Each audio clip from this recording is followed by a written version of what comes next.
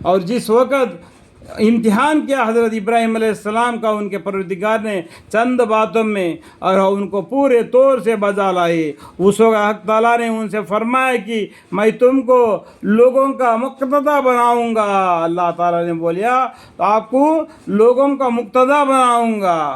اللہ تعالیٰ ان کو بڑا رتبہ دیا۔ انہوں نے عرض کیا اے میری اور میری اولاد میں سے بھی کسی کو نبوت دیجیے۔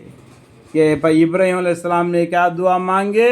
ان لوگوں کو اللہ تعالیٰ نے بول دیا یا ان سے فرمائے کہ اللہ تعالیٰ نے اللہ تعالیٰ ابراہیم علیہ السلام کو لوگوں کو مقتدی بنا دیں گے، لوگوں کا ایک پرہیزگار بندہ، ایک امتی اسلام کا ایک بڑا طاقت اور قوت والا بنا دیں گے۔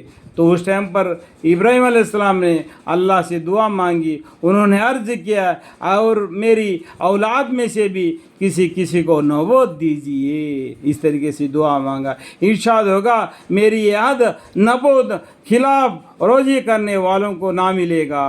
یعنی یہ حق بات کو جو نہیں مانتا ہے اس کو یہ آپ کی دعا اس کو کام نہیں آئے گی، اس کو نبوت نہیں ملے گی۔ اللہ کے حکم کو جو مانتا ہے اس کو نبوت ملے گی۔ اس طریقے سے اللہ نے جواب دیا۔ اور وقت قابل ذکر ہے، اللہ تعالیٰ اور بھی باتیں بولتے، اس وقت بھی ایک بھی قابل ذکر ہے جس وقت ہم نے خانہ کعبہ کو لوگوں کا معید اور مقام امن مقرر کیا۔ خانہ کعبہ کو اللہ تعالیٰ نے یعنی ابراہیم علیہ السلام کے زمانے سے، آدم علیہ السلام کے زمانے سے ہے۔ آدم علیہ السلام نے خانہ کعبہ کو بنیاد لگا۔ خانہ کعبہ کو کس نے بنیاد لگایا؟ سب سے پہلا حضرت آدم علیہ السلام نے۔ ارے سیم خانہ کعبہ جہاں پر ہے ویسا ہی سیدھا ساتویں آسمان پر خانہ کعبہ ہے جہاں پر فرشتوں کا حج ہوتا ہے۔ یا دنیا میں جو خانہ کعبہ ہے جو اس کو آدم علیہ السلام نے بنایا، اس کو ہم نے جو حج مبارک میں حج ادا کرتے ہیں۔ یہ دین اسلام کا یہ یادگاری خدا بندی ہے خانہ کعبہ کا، جبکہ لوگوں کو مفید اور مقام امن مقرر کیا اس کو وقت۔ اور مقام ابراہیم علیہ السلام کو کبھی کبھی نماز پڑھنے کا جگہ بنا لیا کرے۔ یہاں پر 2 نمبر فائدہ ہے، وہ پڑھنے سے آپ کو معلوم پڑ جائے گا، یا 1 نمبر فائدہ ہے، وہ نمبر پڑھنے سے بھی آپ کو دبی ہوئی معنی یہ بازو میں لکھا ہوا ہے وہ معلوم پڑ جائے گا۔ اور حضرت ابراہیم علیہ السلام اور حضرت اسماعیل علیہ السلام کی طرف حکم بھیجا، یعنی اللہ تعالیٰ نے حضرت ابراہیم علیہ السلام ان کے بیٹے اسماعیل علیہ السلام کی طرف حکم بھیجا۔ ابھی تک ان کو اسحاق علیہ السلام پیدا نہیں ہوئے۔ اس بات کو یاد کر رکھ لینا، آگے آئے گا اس بات کو قرآن میں۔ یہ نصرانی لوگ بولتے ہیں کہ ذبیح اللہ اسحاق علیہ السلام ہے، لیکن قرآن بولتا ہے ذبیح اللہ اسماعیل علیہ السلام ہے۔ یہاں پر اسحاق علیہ السلام کا نام نہیں لیا گیا۔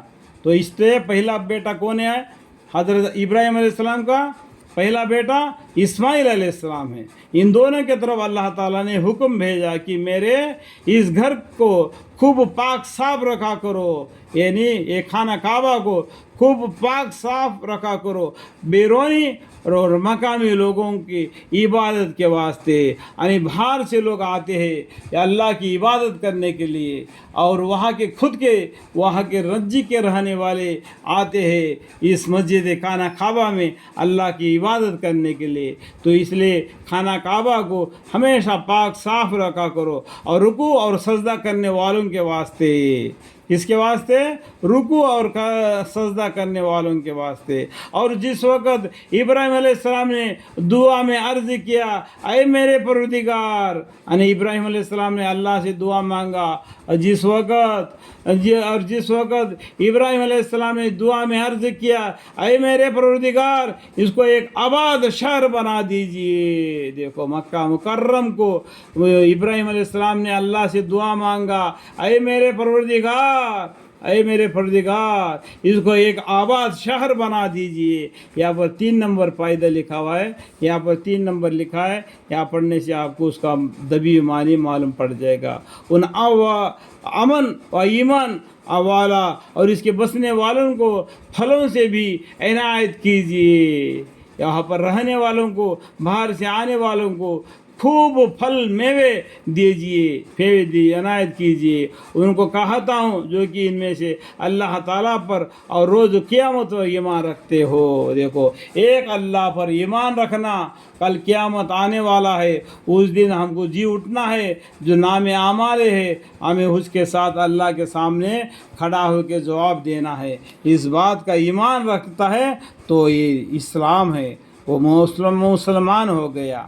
ٹھیک ہے.